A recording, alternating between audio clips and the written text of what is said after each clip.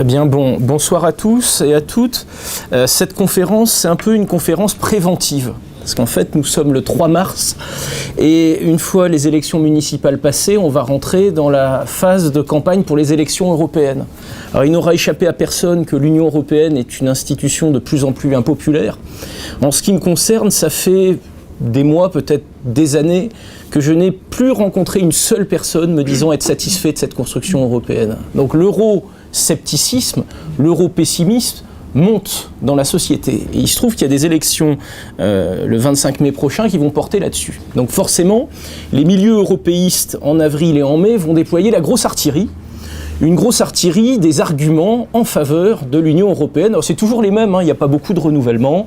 L'Europe c'est la paix, l'Europe c'est l'harmonie entre les peuples, l'Europe c'est le moyen de peser face aux États-Unis, enfin bref, tous les arguments européistes vont nous être servis. Et il y en a un que je trouve particulièrement pervers et particulièrement efficace, parce qu'il est à la fois faux, mais c'est un argument qui a été tellement répété et tellement entendu qu'il est assez peu contesté, cet argument. Alors cet argument, c'est le suivant, c'est l'idée que chaque pays européen indépendant est trop petit pour exister, est trop petit pour résister, est trop petit pour avoir une place dans la mondialisation. Et donc, on a dans le mouvement et la propagande européiste cet argument qui revient de manière permanente. Et vous remarquerez que dans les débats, lorsque les défenseurs de l'Union européenne seront sur la défensive, parce qu'effectivement, en matière de progrès et de promesses qui étaient celles de l'Union européenne, ça va être très difficile pour eux de le mettre en avant.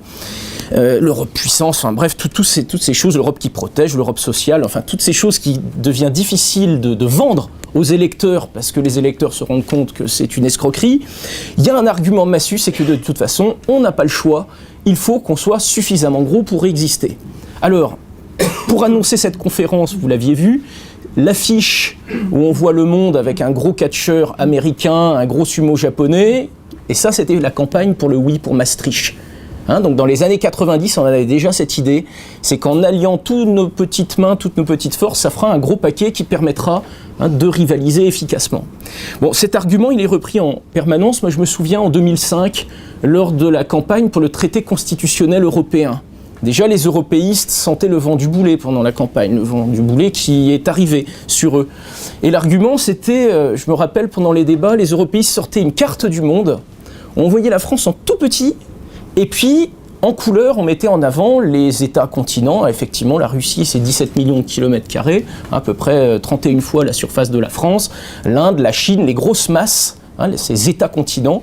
Et donc d'expliquer que l'Europe est une nécessité de ce point de vue-là. Et donc, ces cartes-là, ces cartes géographiques vont être ressorties pour nous asséner cet argument.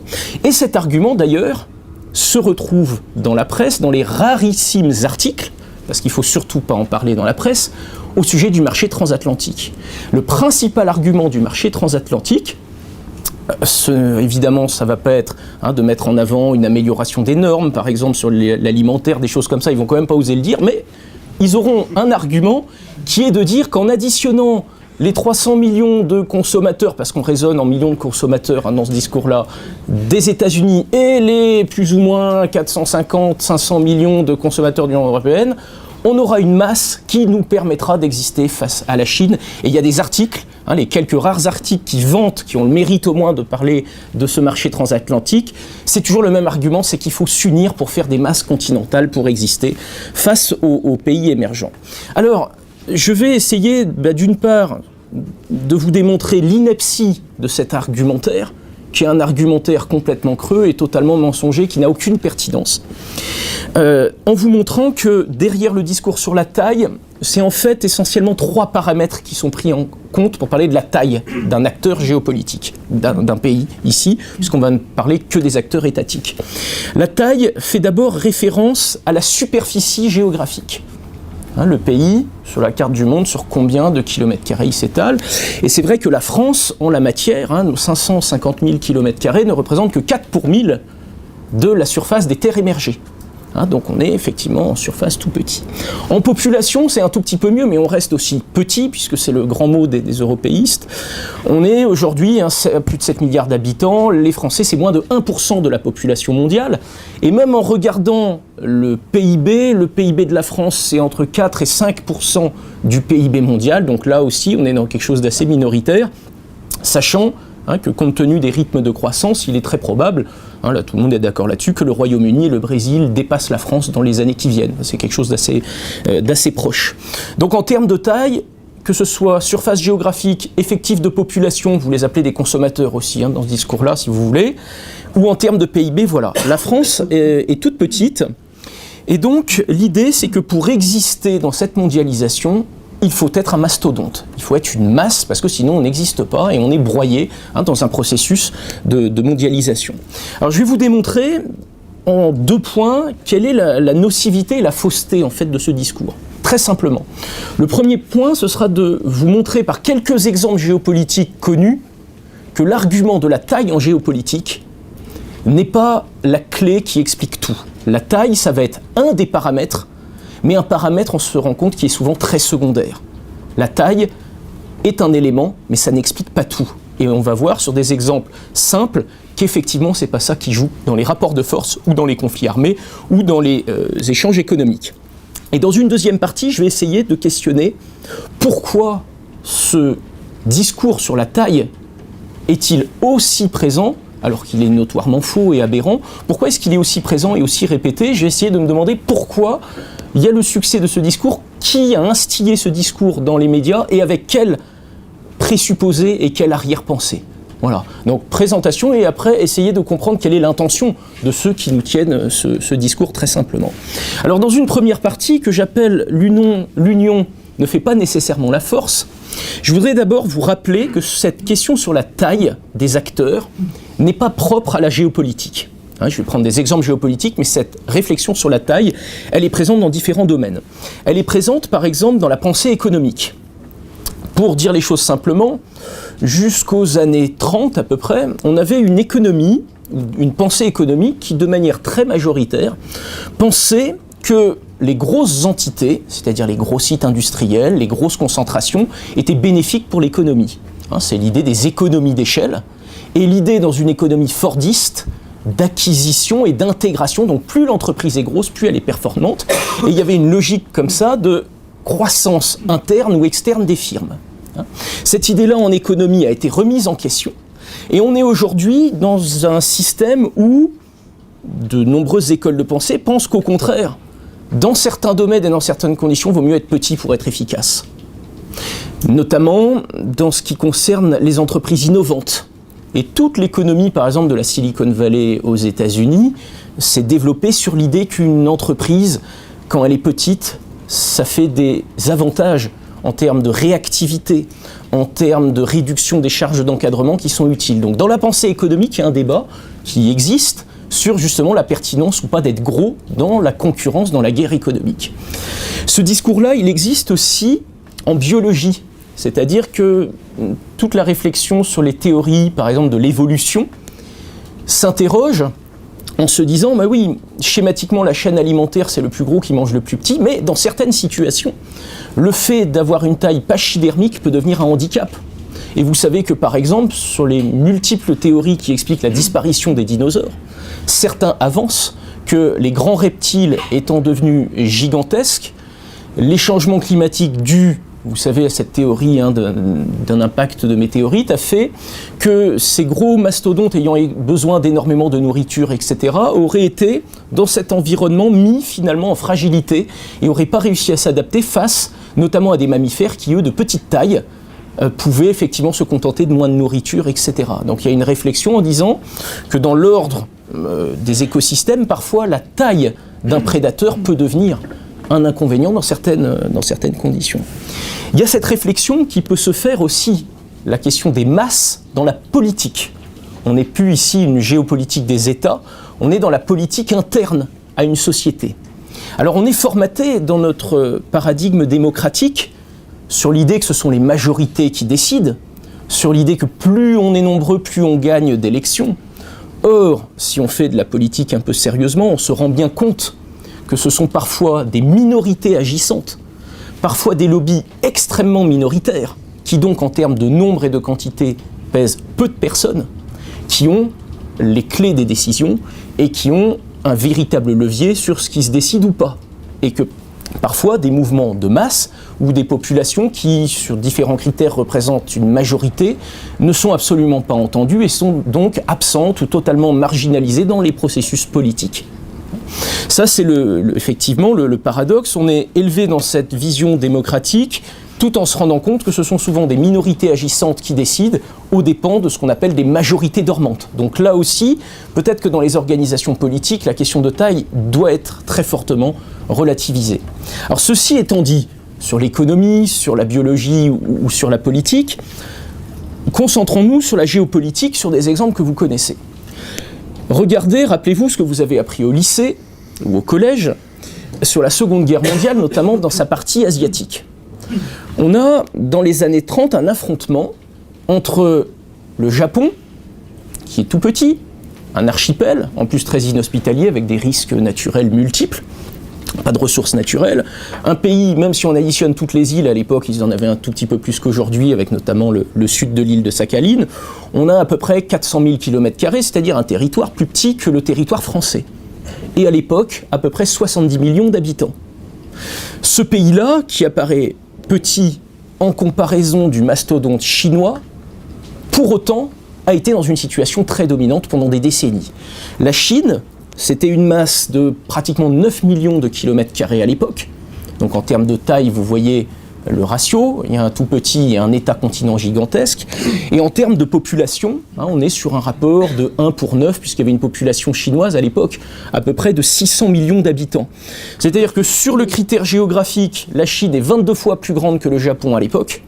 Sur le critère de population, on est sur un ratio de 1 à 9. Donc en termes de taille, on a vraiment un David qui serait le Japon et le Goliath qui serait la Chine. Et effectivement, si on regarde cette histoire des années 30, on a, via la Mandchourie, ensuite l'ensemble de la Chine littorale, un Japon qui est capable d'occuper durablement la Chine, de tenir des positions, malgré toutes les résistances qui se sont faites en Chine, parce qu'on a une Chine qui, malgré son énormité en tant que territoire et population, est une Chine en termes de puissance complètement anesthésiée. Il faut se rendre compte qu'à l'époque, le potentiel que représente la Chine est anesthésié par des problèmes par exemple idéologiques. Il faut se rendre compte que la Chine, cette société traditionnelle et ce modèle impérial, est complètement déstabilisé au XIXe siècle par l'importation des idées modernes. Une révolution intellectuelle qui a complètement déstabilisé le corps social et politique chinois. La Chine était depuis à peu près 2 millénaires un empire, et d'un seul coup il y a des idées républicaines qui se développent. Vous connaissez Sun Yat-sen et puis après Chiang Kai-shek. Dans les idées modernes, il y a également le marxisme. Donc on a un paysage idéologique complètement bouleversé. De ce fait, on a aussi une Chine qui est complètement divisée à l'intérieur par des seigneurs de la guerre, et donc il n'y a pas de structure pour coiffer cette masse. Une Chine qui, de surcroît, fait face à un sous-développement comparativement aux grandes puissances de son époque, notamment dans le domaine de l'industrie et des technologies, et une Chine qui subit des impérialismes de tous les coins, qui viennent de la Russie, de l'Occident, du Japon, etc. Et donc on a effectivement ce gigantesque potentiel chinois qui, en termes de puissance, malgré sa taille, est inexistant ou extrêmement secondaire à l'époque.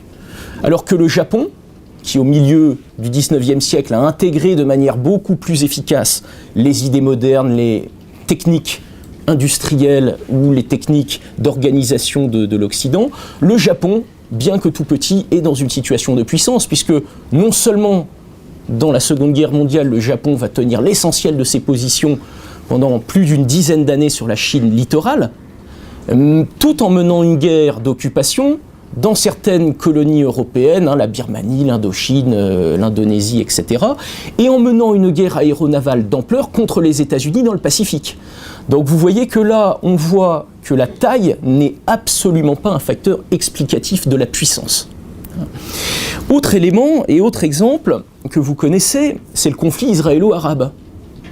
Je vous rappelle certains discours qui étaient tenus en 1948 lorsque le premier conflit israélo-arabe a éclaté.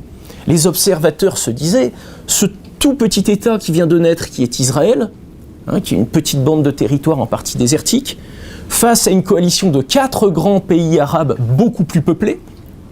Des pays arabes, donc c'est l'Égypte, l'Irak, la Jordanie, la Syrie, qui en plus étaient suppléés dans leur effort de guerre par des volontaires qui venaient d'autres pays arabes, notamment l'Arabie Saoudite et le Liban. Que ce soit en termes de taille, de volume de population ou de surface de territoire, on est là encore dans un rapport de taille complètement disproportionné. Et pour autant, vous le savez, les guerres israélo-arabes, et c'est toujours valable aujourd'hui, sont des victoires pour Israël et n'empêchent pas Israël, malgré cette toute petite taille, d'être un acteur géopolitique qui a sa souveraineté malgré le contexte régional qui lui est plutôt hostile, un pays qui en termes de surface représente l'équivalent à peu près de seulement 4 départements français.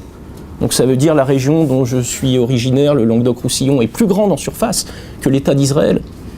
Et en termes de population, on a 8 millions d'habitants, seulement d'ailleurs 6 qui sont des juifs, donc on voit bien que ce n'est pas une masse non plus démographique. Et pourtant, Israël est un acteur régional dans la région décisif, avec des attributs de puissance reconnus, qui sont l'arme nucléaire, qui sont ses réseaux d'influence, qui sont son armée, parce qu'il y a, du point de vue militaire, une supériorité stratégique qui lui ont permis, en 1948 et 1949, non seulement de repousser les assauts des États arabes coalisés, mais même d'étendre assez largement son territoire, ce qu'Israël fera dans d'autres phases de son histoire. Donc on voit là encore que les Israéliens, s'ils appliquaient le raisonnement des européistes, seraient dans un complexe d'infériorité terrible. Parce qu'il serait vraiment, on se dit, mais comment est-ce qu'on fait? Comment est-ce qu'on peut avoir une monnaie? Comment est-ce qu'on peut avoir un État alors qu'on est minuscule, 4 départements français?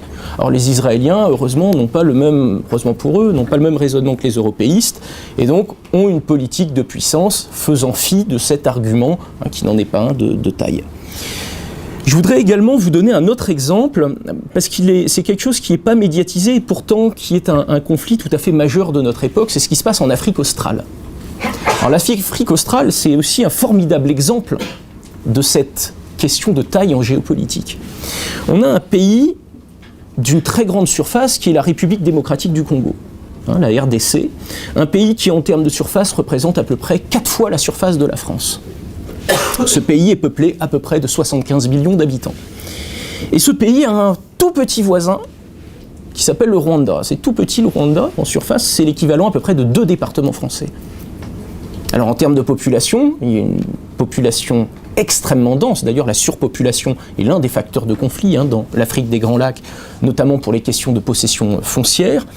Ce Rwanda, malgré cette toute petite taille, donc a quand même 11 millions d'habitants, mais en fait, si on fait le ratio, le Rwanda, en termes de surface, est 100 fois plus petit que son voisin. C'est un rapport de 1%. La RDC est 100 fois plus grande que le Rwanda. Et en termes de population, la RDC, la République démocratique du Congo, est 7 fois plus peuplée que son voisin rwandais. Donc vous voyez, on est dans une situation où en gros, ce serait même pas, c'est un peu de comparer la France et la Suisse en quelque sorte, en termes de masse. Pour autant, cette République démocratique du Congo, qui est un territoire à la fois immense, peuplé, et doté de ressources naturelles gigantesques, certains parlent de scandale géologique à propos de la RDC, et je sais que dans les semaines qui viennent, Pierre-Yves invitera... Nous recevons Patrick Mbeko sur le chaos d'Afrique centrale et sur ces conflits-là le 17. Voilà. Donc on a vraiment un cas d'école, parce que ce pays qui est richement doté du point de vue des minerais, également il y a un potentiel fluvial, un potentiel agricole qui est énorme. Pour autant, ce pays, depuis 1997, donc maintenant ça fait une quinzaine d'années, depuis la chute donc, de Mobutu, est dans une situation d'instabilité, notamment dans l'Est, toute la région du Kivu, une instabilité qui est en très grande partie suscitée par le voisin rwandais et d'autres voisins. On va se concentrer sur le Rwanda. C'est-à-dire que le Rwanda, en étant tout petit, réussit à perturber la vie interne d'un État beaucoup plus grand et beaucoup plus richement doté. Et le Rwanda arrive d'ailleurs à mettre la main sur une partie des richesses, qui sont captées ensuite par les groupes armés rwandais, et ce, depuis des années. C'est-à-dire que là, on a une situation où, pour les nationalistes congolais, c'est désespérant que ce nain rwandais puisse faire comme ça la pluie et le beau temps dans la zone notamment de l'Est de la République démocratique du Congo, donc une ingérence d'un pays beaucoup plus petit, mais un pays qui, du point de vue militaire, du point de vue organisationnel, réussit, pour différentes raisons, à étendre son influence, ses réseaux, malgré sa toute petite taille. Alors le Rwanda, c'est d'ailleurs doublement intéressant, parce que la gestion interne du Rwanda, elle aussi, elle va infirmer l'idée que la masse, c'est ce qui compte. Parce qu'à l'intérieur du Rwanda, on a, vous le savez, on en a beaucoup entendu parler lors des massacres des années 90, on a des Hutus qui sont très majoritaires, à peu près 85% de la population, et pour autant ces Hutus sont sous-représentés dans l'appareil d'État rwandais, et notamment dans l'encadrement de l'armée rwandaise, et de facto, on a une quasi-ethnocratie au Rwanda de la part des Tutsis, qui ne forment que 15% de la population rwandaise. Donc en fait, on a une ethnocratie minoritaire à l'intérieur du Rwanda qui réussit sur un tout petit État à faire une ingérence, un véritable impérialisme sur son voisin qui est 100 fois plus grand en termes de surface. Vous voyez, c'est doublement intéressant cet exemple rwandais. Quatrième exemple et dernier exemple, parce que je pourrais passer des jours et des nuits à dérouler des exemples comme ça, on va parler du Qatar. Exemple très intéressant du Qatar. Le Qatar, il y a encore une quinzaine d'années, n'était quasiment pas présent dans le paysage diplomatique mondial, avait un rôle tout à fait subalterne et très rapidement monté en puissance. Pour autant, le Qatar reste un tout petit territoire, il n'y a pas eu d'expansion territoriale. Le Qatar, c'est à peu près la taille de 2 départements français, un peu plus. C'est un peu plus gros que la Corse. Donc vous voyez, une surface géographique toute petite, et les Qatariens, les habitants du Qatar, ne sont les nationaux que 400 000. C'est-à-dire qu'en volume de population, une agglomération d'une ville moyenne de province comme par exemple Nantes a autant d'habitants que la totalité du Qatar. Donc on a un nain territorial, on a un nain démographique. Alors il faut prendre en compte effectivement que le Qatar a importé plus d'1,5 million d'immigrés, ce qui fait qu'on a une population active plus importante. Mais si on voit uniquement les nationaux, les citoyens, il y a effectivement un véritable nain démographique. Et ce confetti géopolitique qu'est le Qatar a connu une véritable montée en puissance. Alors, financée en grande partie par ses hydrocarbures, mais pas uniquement. C'est parce qu'il y a au Qatar une volonté et une stratégie géopolitique. Il y a une volonté de puissance qui est menée par l'émir du Qatar, qui, grâce au pétrole, mais vous noterez que le pétrole ne suffit pas, parce qu'on peut citer d'autres États dans le monde qui sont riches en gaz, en pétrole ou en ressources, qui n'ont pas l'importance du Qatar. Moi, je pense au Koweït, par exemple, qui n'a pas cette omniprésence dans tous les dossiers.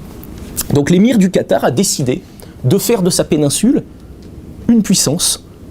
Il y a une volonté politique de s'émanciper du grand frère saoudien, qui d'ailleurs en prend ombrage, et ça explique d'ailleurs des tensions entre l'Arabie Saoudite et le Qatar, ce qui a ressurgi notamment dans la destitution et l'échec de Mohamed Morsi en Égypte, parce qu'en gros Morsi était surtout soutenu par le Qatar, et l'Arabie Saoudite commence à se sentir concurrencée dans sa stratégie d'influence et de contrôle de l'islam fondamentaliste dans la région.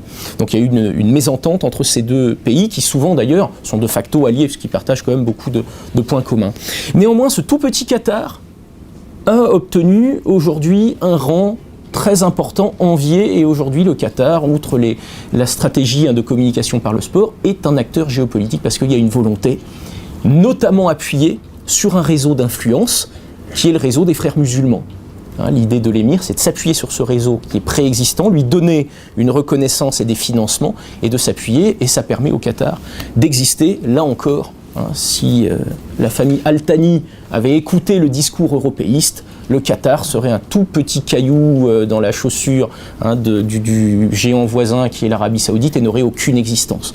Donc bien évidemment, le Qatar, comme Israël, comme d'autres exemples que je vous donne, fort heureusement pour leur existence en tant qu'acteurs, n'ont pas le raisonnement européiste et cette dictature de la taille, il faut être gros pour exister. Donc on le voit finalement, l'idée selon laquelle il faut être un mastodonte pour exister dans la mondialisation, dans les faits, on se rend compte que c'est infirmé par énormément d'exemples. La taille n'est qu'un effet démultiplicateur, mais il faut qu'il y ait des facteurs de puissance à la base, des volontés politiques, des atouts en termes de géoéconomie, en termes de géostratégie, d'armement, de technologie, et je ne vais pas faire ici tout un cours de géopolitique.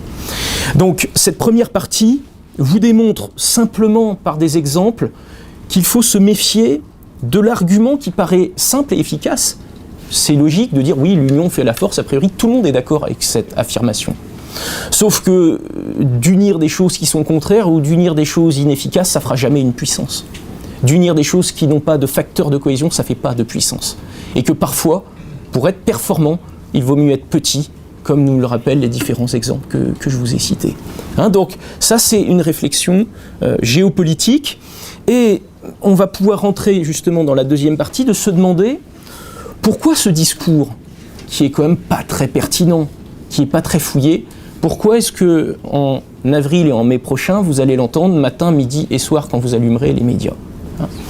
Alors pourquoi un tel succès? Alors déjà, je pense qu'il y a un biais méthodologique chez ceux qui utilisent ce discours, c'est-à-dire en gros la caste journalistique et les partis euromondialistes.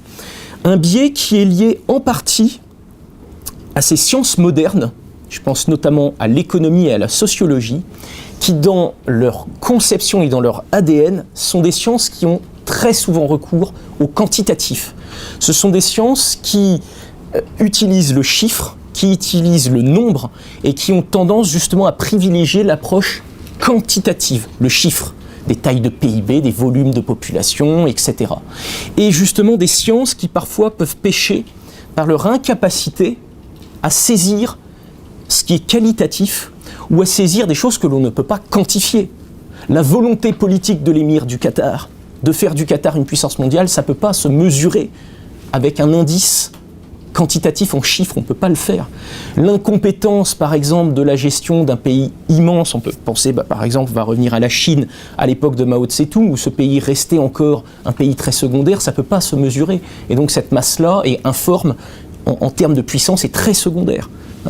Donc, il y a déjà un biais méthodologique lié à des sciences qui sont aujourd'hui dominantes dans la formation des journalistes et des hommes politiques. L'économie, secondairement la sociologie, c'est vraiment la grille de lecture qui va orienter nos observateurs vers cette logique du tout quantitatif. Il faut faire du quantitatif et puis on va mesurer du PIB ou d'autres éléments au mépris de tout ce qui n'est pas quantifiable, notamment les éléments idéologiques, que par définition, il n'y a pas de métrique chiffrée pour ces éléments-là. Alors, il y a un autre biais idéologique, je vous en ai un tout petit peu parlé en introduction, c'est le paradigme démocratique.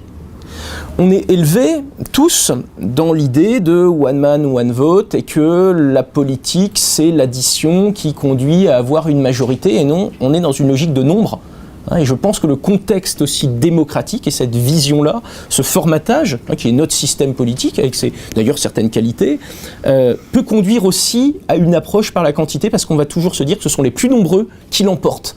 Et il y aurait une sorte de préparation intellectuelle à se dire c'est le plus nombreux qui l'emporte. Alors qu'on le voit très bien, des micro-lobbies insignifiants peuvent imposer leur vue, quand certains font des manifestations avec des millions de personnes pour être contre, mais c'est pas là la quantité qui compte, heureusement, pour ceux qui défendaient les lois sociétales auxquelles je fais allusion. Bon, on a déjà, voilà, non mais c'est effectivement, voilà, quelques dizaines de fémènes, quelques centaines de militants LGBT imposent la loi Taubira, alors que des millions de citoyens viennent se déplacer à de multiples reprises. Donc on voit bien là aussi que le paradigme démocratique de la majorité du nombre qui décide, c'est quelque chose d'assez théorique et que même sur notre politique interne, si on y regarde, ça ne fonctionne pas du tout comme ça. Bon, ça c'est, on va dire, un présupposé, un environnement, les sciences modernes, le paradigme démocratique qui va orienter naturellement les observateurs vers ce biais-là. Mais il y a également des choses plus profondes. Je pense sincèrement que ce discours de dire la France seule n'est plus rien, la France est toute petite, ça fait partie d'un discours impérialiste. C'est une offensive idéologique qui vise à accompagner une certaine docilité de la population dans un processus de soumission à l'ordre euro-atlantique. C'est-à-dire qu'on est dans cet empire atlantique, dans cet empire américain, dans l'utilisation d'une propagande où on va créer un complexe d'infériorité chez les peuples pour qu'ils se soumettent volontairement un ordre qui par ailleurs est extrêmement critiquable. Je vais vous citer une anecdote à l'université d'une collègue qui est très sympathique. On parlait effectivement de la crise de l'euro, des traitements épouvantables que subissent les Grecs, avec l'inefficacité en plus à la clé. Si encore ça avait restauré l'économie grecque, mais ça l'a enfoncé. Et cette collègue qui est d'origine grecque, il y avait des étudiants qui étaient là, qui allaient un peu dans mon sens, de dire que ces solutions, c'est des remèdes de cheval qui vont finir par tuer le malade. Et puis la collègue, qui est pourtant grecque, donc qui devrait avoir un certain patriotisme, a dit « Vous savez, on n'a pas le choix, on est un petit pays. » Et quand j'ai entendu ça, j'ai bondi, je lui ai dit « Mais est-ce que tu te rends compte que là, tu es en train, par soi-disant une petitesse, une taille, d'accepter ce que les Grecs, depuis 2500 ans, ont toujours combattu, et les Grecs appellent ça la xénocratie, le fait d'être dirigé de l'étranger. D'ailleurs, c'est assez amusant, encore un petit exemple. La résistance des Grecs contre les Perses, encore un exemple. La Grèce, des toutes petites cités-États très peu peuplées, complètement atomisées, des micro-territoires, face à un empire massif, un immense territoire et une armée de masse, qui était 10 ou 15 fois plus nombreuse que les armées grecques, et pour autant les Grecs ont vaincu lors des guerres médiques, 490-479 avant Jésus-Christ, les Perses. Donc une fois de plus, petite parenthèse, on voit que la masse, là au niveau stratégique, n'a pas été du tout le facteur décisif, et le pauvre Xerxès, qui avait levé la plus grande armée de toute l'histoire à son époque, est retourné avec une défaite majeure. Bon, voilà, c'est pour vous dire que c'est un élément de propagande qui vise en quelque sorte, vous savez, c'est un peu comme les protectorats. Le protectorat, c'est quand des dirigeants ont réussi à les convaincre qu'ils n'arriveront jamais à se débrouiller seuls, qu'ils ont besoin de la protection de l'étranger. Et dans l'idée qu'on est un petit pays, il y a cet argument de propagande. Et d'une certaine manière, ça me fait penser, vous savez, à l'époque de la colonisation, au discours raciste qui allait justifier la colonisation. On avait des peuples inférieurs, des peuples qui étaient sauvages et donc qui avaient besoin de la tutelle d'un peuple civilisé. Là, on est un peu dans la même chose, c'est-à-dire que on ne peut plus reprendre les discours racistes de Jules Ferry, vous connaissez tous son discours de 1885 justifiant la colonisation, donc on ne peut plus dire vous êtes des races inférieures ou des sauvages, etc. Mais on peut vous dire vous êtes un tout petit pays, tout seul vous en sortirez jamais, vous avez besoin de la protection, et donc on va mettre comme ça dans un processus de culpabilisation des peuples qui vont justement avoir un certain consentement. Alors certes, c'est pas un consentement enthousiaste, on n'est plus dans l'euphorie de l'Europe, ça va être formidable, etc. Mais on est dans un fatalisme, dans une soumission à cet ordre-là, parce qu'on se persuade, matin, midi et soir, qu'on est petit, qu'on n'est plus rien. Vous voyez le discours, la perversion en fait de ce discours. Et donc les européistes, en matraquant cet argument-là, ne vont pas vous convaincre que l'Europe c'est source de progrès, ne vont pas vous convaincre que l'Europe c'est bien, que l'Europe a tel et tel avantage, ils vont dire il n'y a pas le choix parce que vous, pays seul, vous n'êtes plus rien. Vous voyez la nocivité de ce discours et ce qu'il peut entraîner. Alors, autre élément, j'écoute beaucoup les journalistes et les hommes politiques là-dessus. Ce qui est très clair, c'est que ce discours sur la taille, à propos par exemple de la petitesse supposée de la France, c'est un discours qui accompagne le renoncement à la puissance. Alors, cette entrée, ce concept, le renoncement à la puissance, c'est un concept pertinent, efficace pour comprendre, je ne vais pas parler d'élite, ce serait leur faire un trop grand honneur, mais pour comprendre la classe politique qui nous dirige. C'est-à-dire qu'en gros, on est dirigé par des personnes qui, eux, ont renoncé à la puissance depuis longtemps.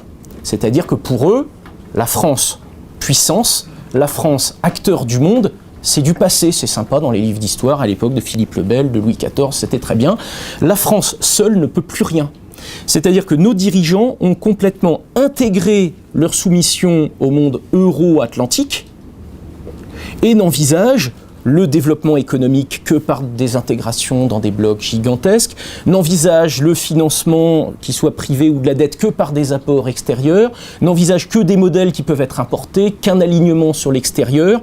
Et donc, il y a une oligarchie, une classe dirigeante qui, elle, a complètement intégré le renoncement à la puissance. Donc en gros, c'est l'idée que les ennemis de l'État sont arrivés à son sommet, pour que ce soit très clair entre nous. C'est qu'aujourd'hui, Sarkozy c'était pareil, mais François Hollande, leur but c'est de déconstruire On va aller jusqu'au Capétien, on peut même remonter avant, mais on va faire quelque chose. Depuis 1987, il y a quelque chose qui s'appelle la France, qui est une construction avant tout étatique par des légistes, construction territoriale, construction identitaire, construction d'une civilisation. Tout ça, c'est l'héritage dont nous sommes collectivement les héritiers en tant que citoyens français. Et nous sommes les dépositaires. Sauf que cet héritage de la France et l'idée d'une France qui existe en tant que nation, en tant que puissance, les gens qui nous dirigent n'y croient plus depuis longtemps. Et leur problème, c'est qu'il y a encore, dans la ville populace que nous formons, des gens qui croient encore en la France. Donc il faut que cette population qui a bien compris l'inefficacité totale de l'Union européenne et sa nocivité, et qui finalement se dit la France ça existe depuis X siècles, ça marche pas si mal et ça a un certain nombre d'avantages, il faut que ces gens-là qui croient encore en la France, qu'on les culpabilise en leur disant la France seule n'est plus rien, ne pèse rien, on est 4 pour 1000 de la surface du globe, on est 0,9% de la population mondiale, on n'est rien, et regardez la taille de la Chine, regardez la taille de la Russie, et d'être dans l'idée que la France seule n'est plus rien. Donc c'est une rhétorique qui est une rhétorique d'accompagnement du renoncement de la puissance, de l'effacement de la France et de sa dissolution dans un bloc euro-atlantique, parce qu'il n'y a que comme ça qu'on peut exister. Voilà. Donc, c'est là aussi où derrière ce qui pourrait être l'incompétence d'un journaliste qui n'a jamais réfléchi ni au Qatar, ni au Rwanda, ni à Israël, ni à aucun des exemples que je vous ai donnés, derrière l'incompétence sans doute de la plupart des journalistes, il y a aussi un discours qui est construit, qui est une offensive idéologique visant effectivement à mettre les Français dans ce processus de culpabilisation, dans ce complexe d'infériorité, pour accepter la dissolution de la France dans cet ensemble-là. Voilà. Donc c'est pour ça que ce discours, non seulement est faux, mais il me paraît extrêmement dangereux et pervers. Alors, dernier élément de pourquoi ce discours a un certain succès, une certaine audience, c'est parce que manifestement, les européistes ne peuvent plus séduire sur l'Europe. Je pense que ça, ils l'ont compris.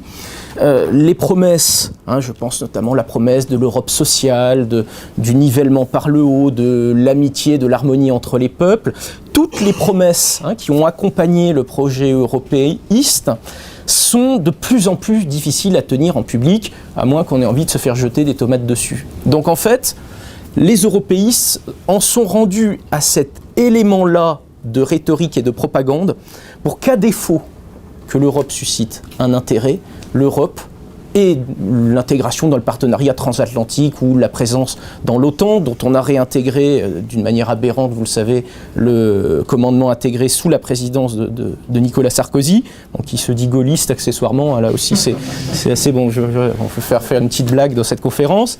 Donc voilà, il y a l'idée que face à une Europe de plus en plus impopulaire, qui a fait la démonstration de son incompétence, c'est une espèce de tour de Babel incompréhensible, une technocratie dont on ne voit absolument pas l'utilité, il faut rentrer dans ce fatalisme et de dire, voilà, il faut passer à autre chose, et l'autre chose, c'est le bloc euro-atlantique, dont l'Union européenne n'est que le ventre mou. Voilà. Alors en guise de conclusion, pour terminer quand même sur quelque chose d'un peu positif, c'est de vous dire que, au terme de cet exposé, vous l'avez compris, la taille, c'est un élément qui peut compter. Quand on aligne des millions de soldats, c'est mieux que des milliers, on est bien d'accord.